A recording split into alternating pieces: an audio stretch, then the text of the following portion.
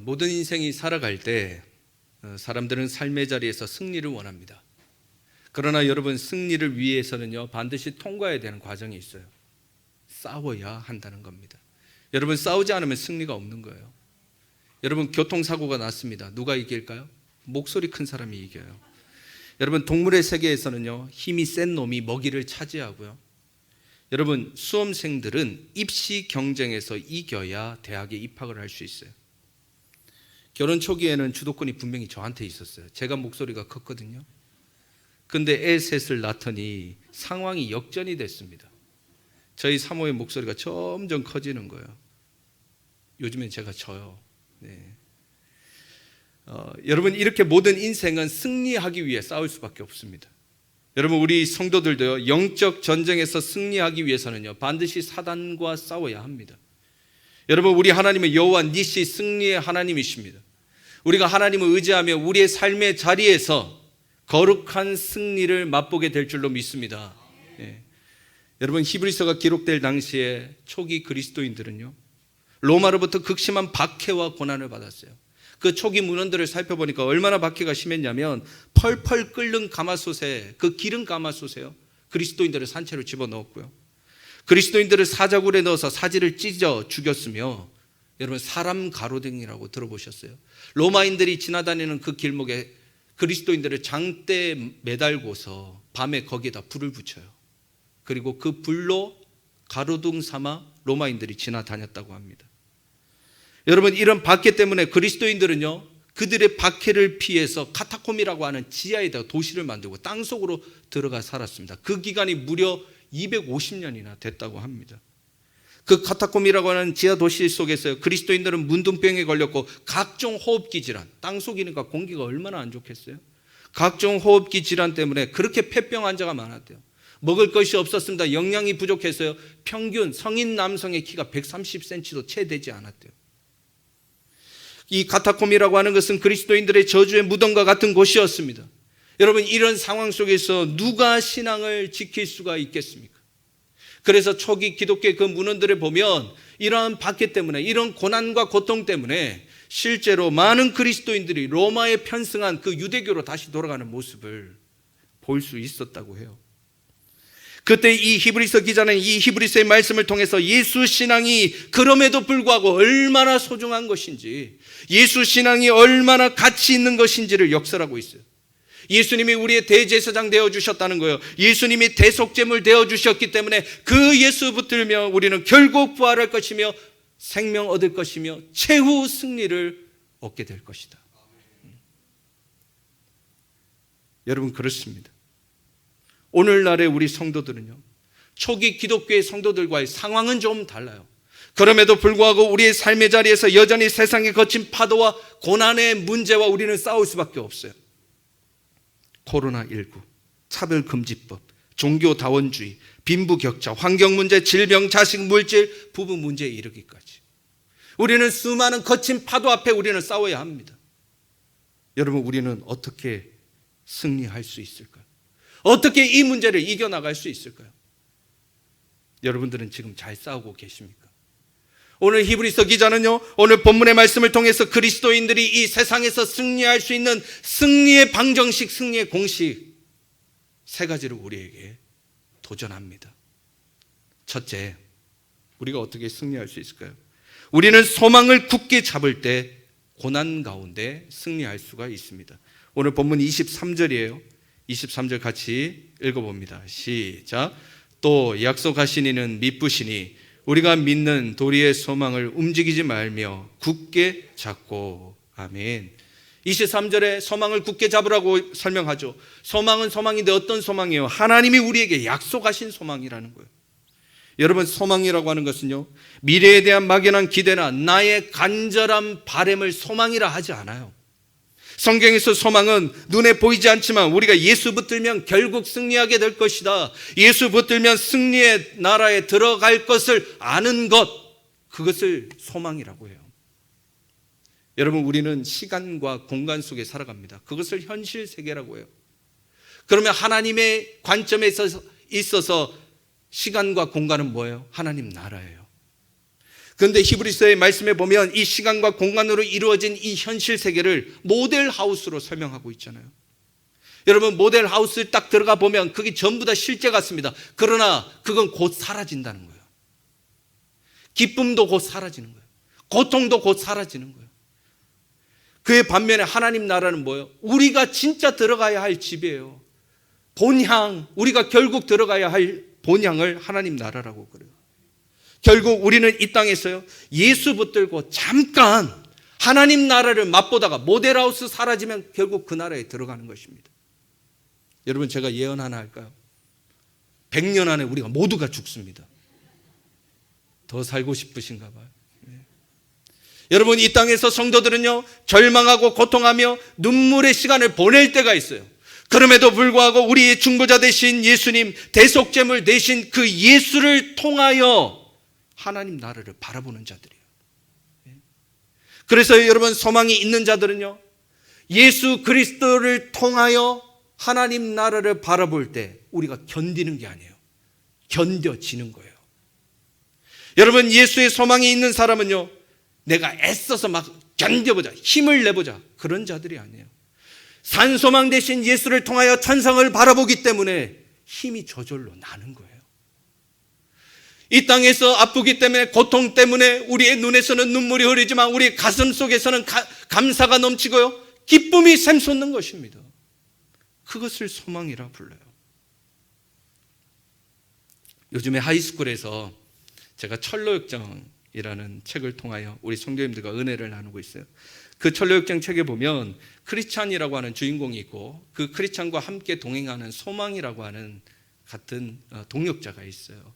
이 두 순례자가 이제 순례 여행, 천성을 향해서 막 걸어가는데 길을 잘못 들었어요. 한번 길을 잘못 들어서 절망의 거인이라고 하는 사람에게 붙들려서 그 절망의 거인이 살고 있는 의심의 성이라고 하는 그 성 지하 감옥에 갇혀요.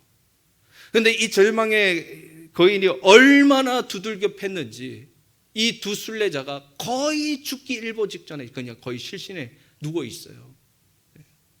그때 이 절망 거인과 그의 아내 의혹이라고 하는 여인이 있는데, 그 고통 가운데 있는 두 순례자에게 이렇게 이야기합니다. 이 절망의 감옥에서 빠져나간 사람은 지금까지 아무도 없었다고. 이렇게 고통 가운데 헤매지 말고 차라리 여기서 죽어버리라고. 그러면 이 고통이 끝나지 않겠냐고. 그러면서 그들을 사망으로 막 몰고 가요. 근데 가만히 크리스찬이 생각을 해보니까 그 말이 맞는 것 같아요. 자기가 살고 있었던 그 멸망의 도시에서 빠져나와서 천성으로 가는 그 순례 여행을 후회하기 시작합니다. 이 고통을 끊어내기 위해서는 차라리 여기에서 내가 그냥 죽어버리는 것이 더 낫겠다고 생각을 하고 옆에 있는 소망에게 나 죽겠다고 이야기를 해요. 그때 소망이 크리스찬에게 이렇게 이야기합니다. 우리의 생명의 결정은 이 절망 거인이 하는 것이 아니라고. 천성에서 우리를 기다리고 계신 그 하나님께서 우리의 생명을 결정하실 거라고. 그러면서 기도하자고, 기도 다시 해보자고 제안을 해요. 그래서 그날 밤 두 순례자 크리스찬과 소망은 하여튼 있는 힘을 다하여 기도하기 시작합니다. 마지막 힘을 짜내서 밤새도록 기도하는데 동이 터오르기 시작하는 거예요. 동이 터오를 때 절망 거인이 지키고 있다 깜빡 잠들어요. 그때 기도하고 있을 때 갑자기 한 생각이 크리스찬 머릿속을 스쳐 지나갑니다. 자신의 안쪽 주머니에 언약의 열쇠가 있다는 걸 깜빡 잊고 있었던 거예요.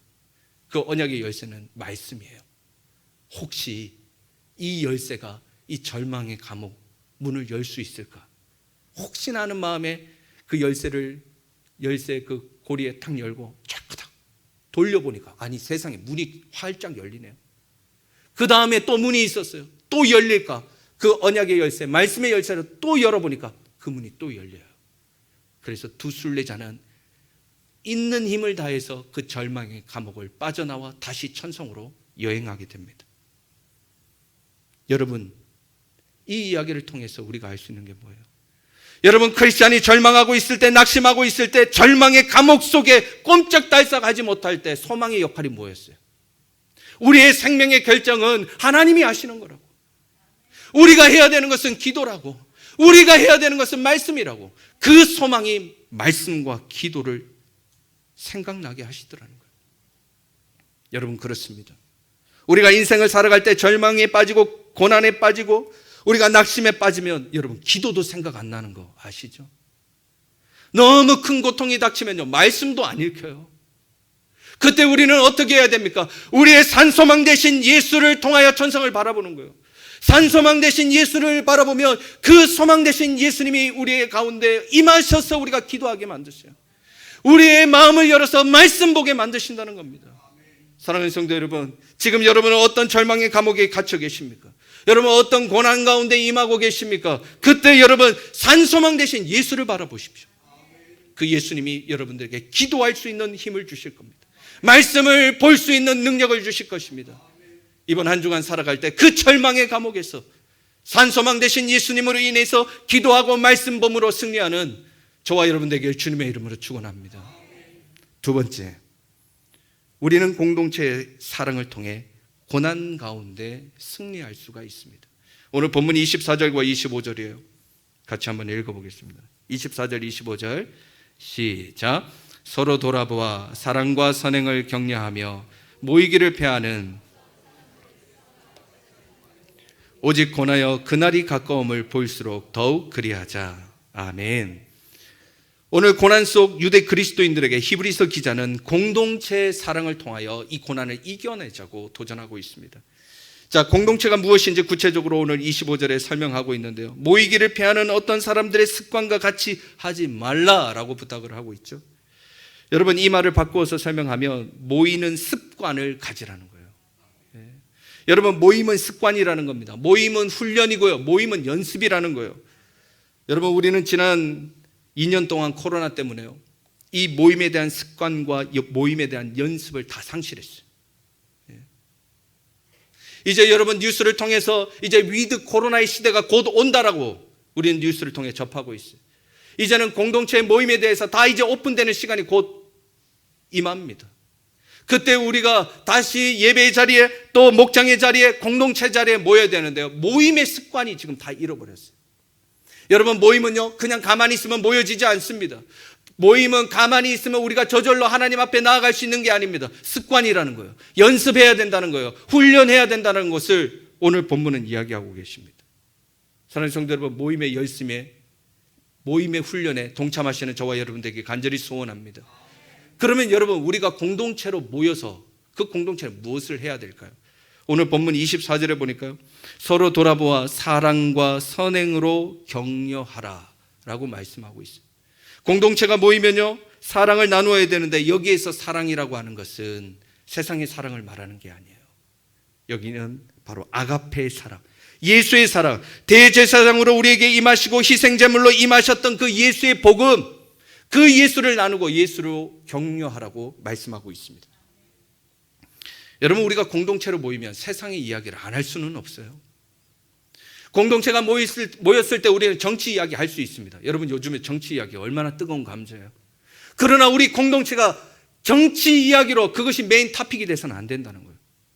우리 공동체가 모이면요 경제 이야기, 부동산 이야기 어떻게 안 할 수가 있겠어요. 부동산이 이렇게 널뛰는데 할 수 있습니다. 그러나 우리 예수 공동체가 모여서 그것이 메인 토픽이 되어서는 안 된다는 것입니다.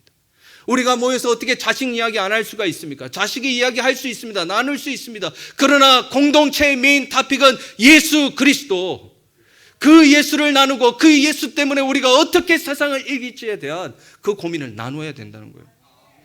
그 예수를 우리가 나눌 때 우리가 고난 가운데 승리할 수 있기 때문이죠. 제가 홍익 공동체에서 사역을 하다 보면 이 공동체 모임에 힘들어하시는 분들이 종종 계세요. 그래서 왜 이렇게 힘들어하는지 가만히 살펴보면 이 공동체에 들어갔다가 전부 다 상처를 받았다는 거예요. 한때는 열심을 냈습니다. 또 한때는 정말 공동체를 세우기 위해서 노력도 해봤는데 공동체에 막상 들어가 보니까 성격이 다르고 신앙관이 다르고 직업이 다르고 생각이 너무 다른 거예요. 그래서 위로받으러 들어갔다가 상처받고 도로 나왔다는 거예요. 그런데 그분들의 이야기를 들어보면 참 일리가 있어요. 저도 이제 목회자로서 홍익교회에서 사역하지만 공동체 안에 정말 다양한 분들 많아요.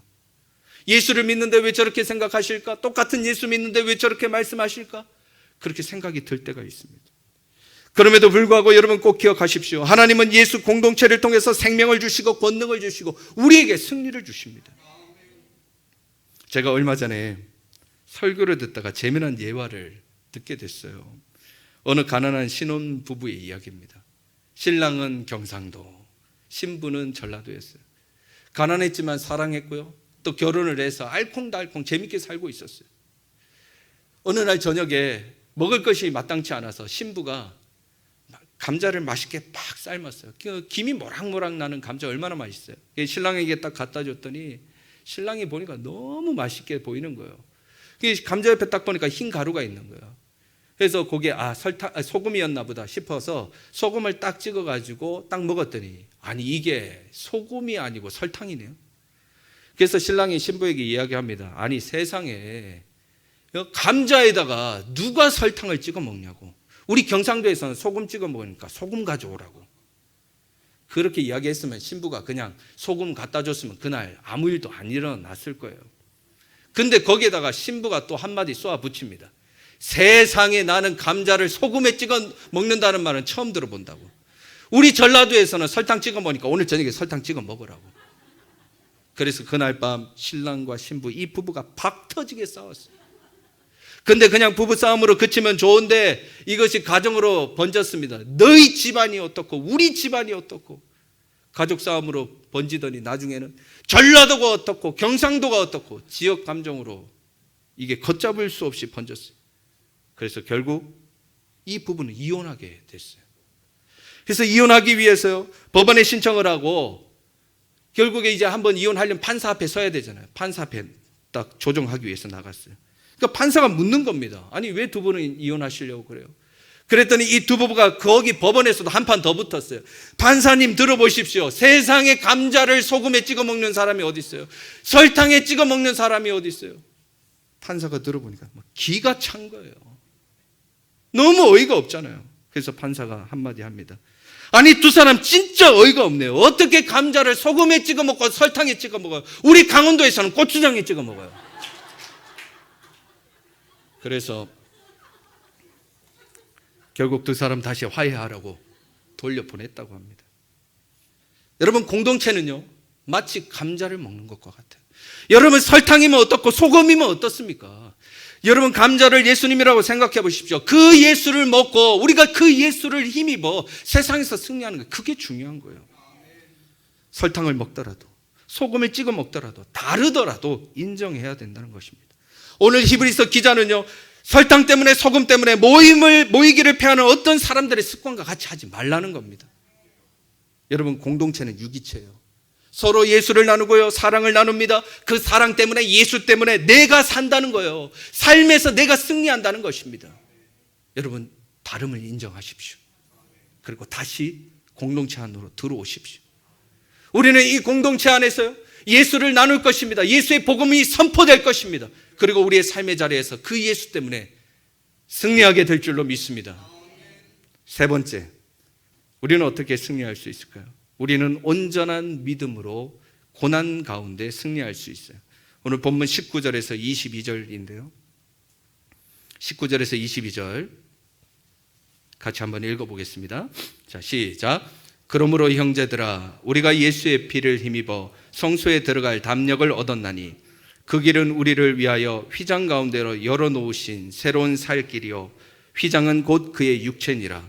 또 하나님의 집 다스리는 큰 제사장이 계심에 우리가 마음의 뿌림을 받아 악한 양심으로부터 벗어나고 몸은 맑은 물로 씻음을 받았으니 참 마음과 온전한 믿음으로 하나님께 나아가자.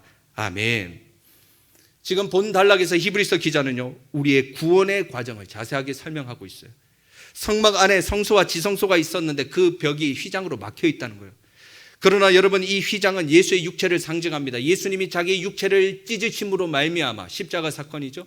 휘장이 찢어짐으로 말미암아 성소에 있는 우리를 지성소 안으로 인도하셨다는 거예요. 그 지성소에서 예수 그리스도는 자신의 그 피로 우리의 죄악을 깨끗이 씻기셨다라는 것이 내용입니다. 핵심 내용을 요약하면 뭐예요? 예수님의 십자가의 보혈이 우리의 사망과 사망의 모든 증상, 눈물과 고통과 좌절과 낙심으로부터 구원하셨다. 그것이 바로 핵심적 내용이에요. 그런데 문제가 하나 있어요. 분명히 십자가의 보혈이 우리의 힘이요 능력이요 생명이라는 것을 우리가 머리로 다 알아요. 근데 그 십자가의 보혈의 능력이 우리의 삶의 자리에서 작동을 안 할 때가 있어요. 내 고난 가운데, 위기 가운데 십자가의 능력이 좀 꿈틀대 있으면 좋겠는데, 그 십자가의 복음이 살아 역사했으면 좋겠는데, 어떤 감동도 위로도 되지 않을 때가 있더라는 거예요. 여러분의 십자가는 어떻습니까? 여러분, 어떻게 하면 예수의 십자가가 내 삶의 자리에서 힘이 되고 능력이 되고 내 삶을 변화시키는 변화의 은혜가 될까요? 여러분, 십자가를요, 헬라말로 스타우로스라고 해요. 스타우로스. 이 스타우로스라는 말은 언약의 기둥, 계약의 기둥이라는 뜻이에요. 그러니까 십자가라는 단어가 이 언약, 계약이라는 말에서 유래가 됐다는 거예요. 성경에 보면 이 언약의 사건을 통해서 십자가를 설명하는 좋은 예가 있죠. 아브라함의 이야기입니다. 여러분, 우리가 아브라함의 이야기를 아는 것처럼 하나님께서 아브라함을 부르시고 그에게 놀라운 축복을 주십니다. 아브라함아, 내가 너를 축복할 것인데 너의 태의 문을 열고 자녀를 줄 것이며 이제 민족을 이루게 할 것이며 그 민족이 축복을 누릴 뿐만 아니라 그 민족을 통하여 열방이 나에게 돌아오게 하겠다. 엄청난 축복과 은혜의 메시지를 선포하십니다. 그런데 우리가 아는 것처럼 아브라함과 사라는 물리적으로 육체적으로 불임의 가정이었어요. 그들의 애씀과 수고로는 아이를 가질 수가 없었습니다. 그럼에도 불구하고 하나님의 약속이 선포됐기 때문에 아브라함은 기다렸어요. 그러나 아무리 기다려도 삶의 변화가 일어나지 않네요. 그럴 때 아브라함 마음속에 불신이 싹트기 시작합니다. 신뢰가 안 가는 거예요, 하나님이. 어느 순간 화가 치밀어 오릅니다. 그래서 자신이 데리고 있는 엘리에셀이라고 하는 사람을 하나님 앞에 올려드려요. 하나님, 나에게 약속만 주시고 내 삶에 어떤 변화도 일어나게 하지 않으시니 이 엘리에셀을 통해서 민족을 이루십시오. 저는 안 하겠습니다. 그렇게 하나님 앞에 고집을 부려요. 그때 하나님께서 창세기 15장에 이 아브라함을 찾아오셔서 아브라함아, 너랑 나 사이에 계약을 하나 맺자. 스타우로스예요. 계약이 십자가라고 그랬죠. 계약을 하나 맺자. 여러분, 고대 사회에서의 계약은요, 살아있는 짐승을 쪼개고 두 사람의 계약자가 그 짐승 사이로 지나가는 거예요. 만약에 계약이 파기되면 그 계약을 파기한 사람이 이 쪼개진 짐승처럼 죽는다는 의미입니다. 그래서 하나님이 지금 아브라함과 계약을 맺자 그랬어요. 그래서 살아있는 짐승을 쪼개시고 이제 하나님과 아브라함이 손잡고 지나가야 되는데 누구만 지나가죠? 하나님만 지나가신다고요.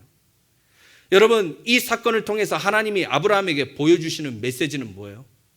아브라함아, 네가 나에 대해서 불신앙을 갖고 있는데 그 불신앙에 대해서 내가 쪼개져 죽을게. 내가 쪼개져 죽고 너를 반드시 신앙의 사람으로 만들어내리라. 그리고 너의 태, 너와 사라의 태를 내가 열고 자녀를 주리라. 기다려라. 믿고 기다려라. 내가 내 생명을 담보로 내가 반드시 이루리라. 그렇게 선포하세요. 십자가의 선포입니다. 여러분, 이 정도 되면 아브라함이 신뢰할 만하잖아요.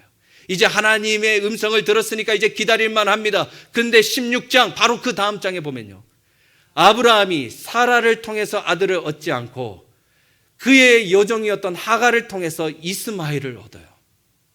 순종이에요, 불순종이에요? 불순종이에요.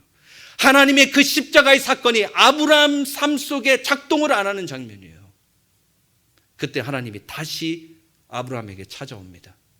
아브라함아, 두 번째 계약을 다시 맺자. 스타우로스예요. 십자가입니다. 그게 바로 할례 사건이에요. 여러분, 할례라는 말은요, 히브리 말로 바타르라고 하는데 쪼개어 죽다라는 뜻이에요. 그러니까 여러분, 처음에는 누가 쪼개 죽었어요? 하나님이 쪼개어 죽었잖아요. 근데 이제는 누가 쪼개어 죽는 거예요? 아브라함이 쪼개어 죽는 거예요. 여러분, 할례라고 하는 것은요, 남성의 생식기의 표피를 쪼개는 거예요. 남성의 가장 중요한 부위, 남성의 생명과 같은 부위를 절단하는 것이 바로 할례입니다. 하나님께서 스타우로스, 두 번째 계약으로 아브라함아, 네가 이번에는 쪼개어 죽어야 할 것 같다. 왜 하나님은 이러한 일련의 과정을 아브라함에게 보여주실까요?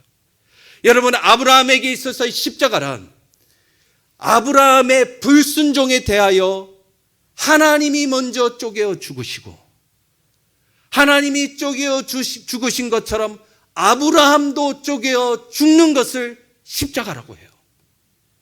여러분, 2000년 전에 예수님께서 우리 죄를 위해서 십자가에 쪼개어 죽으셨죠. 그 2000년 전의 사건은 우리의 삶에 어떤 영향도 미치지 못합니다. 예수님의 십자가가 나의 십자가가 되고 예수님의 십자가가 나의 복음이 되기 위해서 하나님이 쪼개어 죽으신 것처럼 나도 쪼개어 죽어야 된다는 거예요. 여러분, 우리가 십자가 이야기에 대해서 얼마나 많이 들어요. 아마 귀에 못이 박힐 정도로 우리가 듣지 않았나요? 우리가 신앙생활 20년 30년 신앙생활 하면서 아주 수도 없이 십자가 이야기 들었어요. 어떤 이들은요, 그 십자가의 복음이 힘이 되고 능력이 되고 자신의 삶에 놀라운 변화가 되는데, 어떤 이들은 그 십자가가 성경책 속에 있는 십자가예요. 2000년 과거의 사건의 십자가에 머물고 있어요. 어떤 능력도 발휘하지 못합니다. 사랑하는 성도 여러분, 여러분이 정말 2000년 전에 예수님께서 십자가에 지셨다는 그 사건이 여러분들과 무슨 상관이 있냐고요. 예수님의 십자가가 나의 능력이 되고 나의 소망이 되고 내 힘이 되기 위해서 우리가 예수와 연합하여 우리도 죽어야 한다는 것입니다. 사랑하는 성도 여러분, 정말로 진짜 예수님의 십자가가 여러분의 삶에, 여러분의 고난과 위기와 어려움 가운데 힘이 되고 능력이 되고 변화가 되기 원하십니까? 만약에 그렇다면 여러분의 삶의 자리에서 여러분 죽으십시오. 여러분 남편 앞에 죽고 아내 앞에 죽고 자식 앞에 죽고 공동체 식구 앞에 죽고 이웃 앞에서 죽으십시오.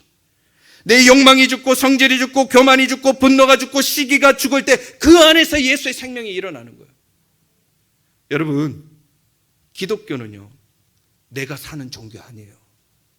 많은 사람들이 기독교는 내가 사는 종교라고 이야기합니다. 아닙니다. 여러분, 기독교는요, 내가 죽는데 그 나의 죽음 안에서 예수가 사는 종교예요. 예. 나는 자꾸 죽어가요. 내 성질이 죽고 내 교만이 죽는데 내 죽음 안에서, 그 교만의 죽음 안에서 예수가 일어나는 거예요. 성도들은 평생 그거 보는 겁니다. 야, 나 같은 것 안에서도 내가 죽으니까 예수가 역사하는구나. 예수가 일어나는구나. 그걸 경험하는 자들이에요. 여러분, 이렇게 예수님을 따라 내가 죽을 때 내 안에서 생명을 얻는 것, 그 생명의 열매를 얻는 것, 그것을 믿음이라고 해요. 그래서 오늘 히브리서 기자는요, 예수님께서 그의 육체를 찢으셨다, 지성소로 우리를 안내하셨다, 그의 피로 우리를 씻기셨다 그래요. 그리고 나서 뭐라고 그래요? 이제 우리가 믿음으로 나아가자. 그 믿음이 뭐예요? 나도 예수님처럼 쪼개어 죽는 것. 나도 예수님처럼 쪼개어 죽을 때, 내 삶의 자리에서 죽을 때 거기에서 부활과 생명의 능력이 나타난다고 말씀하고 있는 것입니다. 갈라디아서 2장 20절이에요. 우리 같이 한번 읽어볼까요? 같이 읽어봅니다. 시작. 내가 그리스도와 함께 십자가에 못 박혔나니 그런즉 이제는 내가 사는 것이 아니요 오직 내 안에 그리스도께서 사시는 것이라. 이제 내가 육체 가운데 사는 것은 나를 사랑하사 나를 위하여 자기 자신을 버리신 하나님의 아들을 믿는 믿음 안에서 사는 것이라. 아멘. 내가 이제 십자가에 못 박혀 죽었다는 거예요. 예수가 못 박혀 죽으신 것처럼 나도 쪼개어 죽는다는 것입니다. 그렇기 때문에 이제는 내 안에 육체가 살아있는 것이 아니라 예수 그리스도가 살게 되었다는 거예요. 사랑하는 성도 여러분, 여러분의 삶의 자리에서 여러분이 죽어 나갈 때 예수의 생명이 일어나게 될 줄로 믿습니다. 제가 전도사 시절에 세계 청년부 공동체를 맡아서 사역을 하다가 홍익교회로 이제 부임하게 됐어요. 근데 이제 첫 번째, 두 번째 청년 공동체 맡을 때는 거기에서 큰 승리와 부흥을 맛보게 됩니다. 여러분, 제가 그런 사람이에요. 네.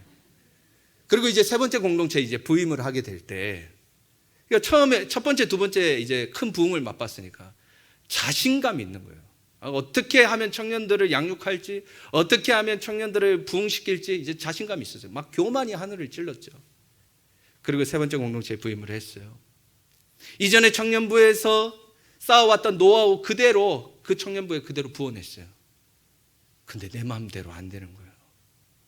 청년 공동체가 막 모래알처럼 다 흩어지기 시작하고요. 부임한 지 얼마 되지도 않았는데 리더들이 막 저한테 반항을 하고 저에 대해서 막 공격하기 시작하는 겁니다. 그래서 이런 막 소문이 들렸어요. 정은광 전도사님 메시지는 비복음적이다. 그리고 정은광 전도사님의 리더십을 우리는 따라갈 수 없다. 그런 이야기가 막 소문이 도는 겁니다. 그러니까 제가 어떻게 사역을 할 수 있겠어요? 그래서 청년 리더들이요, 저한테 심지어는 목양 지침서를 들고 왔어요. 자, 전도사님 설교는 이렇게 하셔야 돼요. 그리고 양육은 이렇게 하세요. 그리고 행정도 이렇게 하세요. 저는 목회자에게 그렇게 목양 지침서를 들고 온다는 이야기는 듣도 보도 못했어요. 너무너무 힘든 시간을 보내고 있을 때 결정적 사건이 한번 일어납니다. 어느 여자 청년들을 신방을 하는데 2시간 동안 식사를 하고 삶을 나눠야 되는 자리인데, 신방의 자리에서 그 자매가 2시간 동안 어떤 말도 하지 않았어요. 침묵, 대화 거부. 너의 직장 생활은 어떠니? 대화 거부. 너의 가정은 어떠니? 대화 거부. 그 2시간 내내 얼마나 자존심이 상하는지. 저보다도 10살, 사회에서 만나도 10몇 살 차이 나면 그렇게 하지는 않을 텐데 얼마나 자존심 상하는지. 내가 이렇게 하면서 사역을 해야 되나? 막 그런 생각이 드는 거예요. 그래도 어떻게 해요? 그 모임을 잘 마쳐야 되잖아요. 꼭 참았어요. 그리고 이제 마지막으로 그래도 일어나기 전에 제가 그 자매에게 물었죠. 전도사님이 기도할 테니까 기도 제목이라도 좀 알려달라고 했더니 드디어 입을 열기 시작했습니다. 그 자매가 하는 말이, 전도사님이 뭔데 나한테 기도 제목을 묻냐는 거예요. 전도사님과 내 사이에 무슨 관계성이 쌓였길래 내가 기도 제목까지 이야기를 해줘야 되냐는 거예요. 그러고선 갔어요. 제가 집에 돌아왔어요. 저희 사모한테 이야기했어요. 여기서의 사역은 실패인 것 같다. 나 도저히 이제 사역 못할 것 같다. 그렇게 제가 실망하고 있을 때 저희 사모가 우리 마지막으로 작전 기도 한번 해보자고. 그래서 본당에 저녁마다 가서 엎드리기 시작했어요. 맨날 며칠 동안 하나님 앞에 엎드려 기도하는데 하나님의 세미한 음성이 저에게 찾아오셨어요. 정전도사, 너 이곳에서 열매를 누리기 원하느냐? 열매를 보기 원하느냐? 네, 하나님, 이 공동체에 열매를 주십시오. 그런데 하나님, 청년들이 움직이지 않습니다. 아니, 청년들이 변할 것 같지 않아요. 제가 그렇게 하나님 앞에 기도했더니, 그래, 내가 이 공동체에 열매를 주겠다. 대신에 너는 이곳에서 죽어라. 너의 교만이 죽고 너의 성질이 죽고 너의 인품이 청년들 앞에서 죽어라. 그러면 네가 지나고 난 이후에 공동체에 열매와 부흥을 주겠다. 하나님 그 음성을 들려주시는데 제가 뭐라고 했는지 아세요? 하나님, 아니요, 제가 있을 때 부흥 주세요. 제가 처음에 올 때 자신감 넘쳤다 그랬잖아요. 교만이 하늘을 찔렀다 그랬잖아요. 하나님이 그 교만을 꺾으시는 순간이었어요. 네가 죽으면 열매 맺을 것이다. 네가 지나가야 열매가 임할 것이다. 제가 그 하나님의 음성을 듣고요, 그때부터 제가 변하기로 결정했습니다. 청년들은 그대로인데요, 청년들 앞에 바짝 엎드렸어요. 청년들의 공격은 계속됐고 청년들의 무시는 계속됐지만 그럼에도 불구하고 그들을 위해서 기도하고 그들을 안아주고 그들을 위로하며 자존심을 다 내려놓고 사역을 했어요. 그리고 거기서 사역을 마치고 저는 홍익 공동체로 오게 됩니다.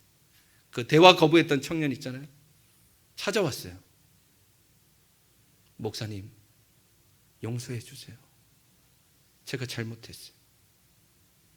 화해와 용서가 회복이 되기 시작했어요.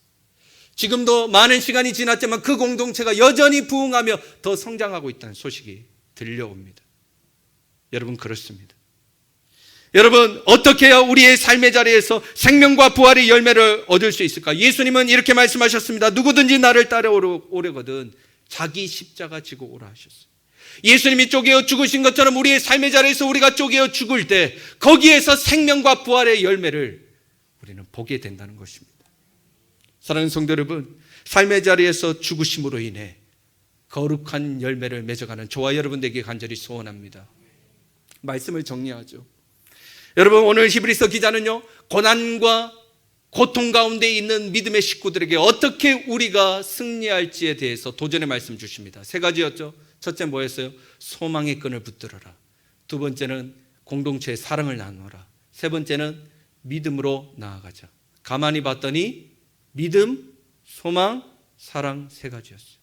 여러분, 믿음은 무엇이었습니까? 우리가 쪼개어 죽는 거예요. 소망은 뭐예요? 예수 그리스도를 바라보는 겁니다. 사랑은 무엇입니까? 예수를 나누는 거예요.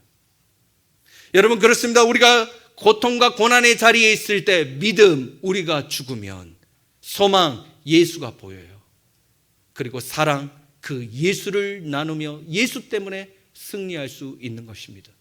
한번 따라하겠습니다. 내가 죽으면 예수가 보이고 예수를 나누게 됩니다.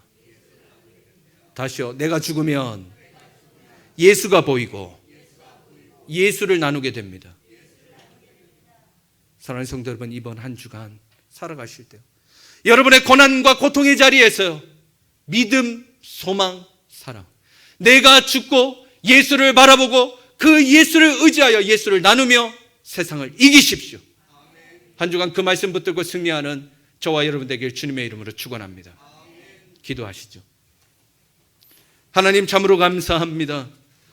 오늘 이 말씀을 통하여서 고난과 고통 가운데 있는 우리 믿음의 식구들이 어떻게 예수 그리스도를 바라보며 승리하게 될 줄을 하나님 말씀으로 도전해 주시니 감사합니다.